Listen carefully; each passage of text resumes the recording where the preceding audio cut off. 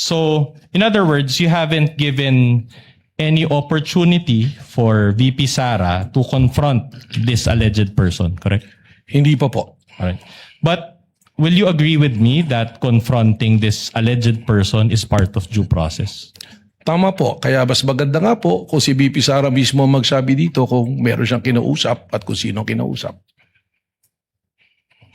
But is that part of the SOP also, that you give an opportunity for VP Sara to confront?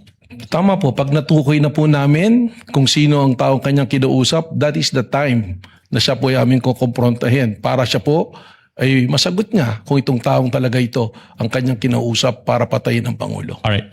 My next question is very simple. So you offered your testimony before this impeachment court, even you performed SOP or giving opportunity to VP Sara to confront?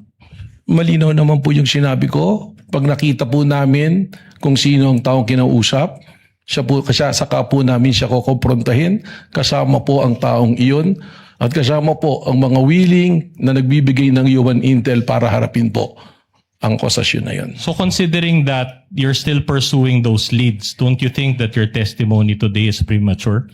Hindi po. Sapagkat malinaw naman po sa statement ng ating Vice Presidente na meron siyang kinausap para patayin si Bongbong Marcos, si Lisa Marcos Araneta, si Martin Romualdez, at sinabi pa niya na walang biro to us sa law investigation. Applying po namin yung pong methodology na ginagamit ng Secret Service sa Amerika, ay papasok po rito na ito isang malinaw na confession ng isang tao na meron siyang isang plano na pagpatay. Okay.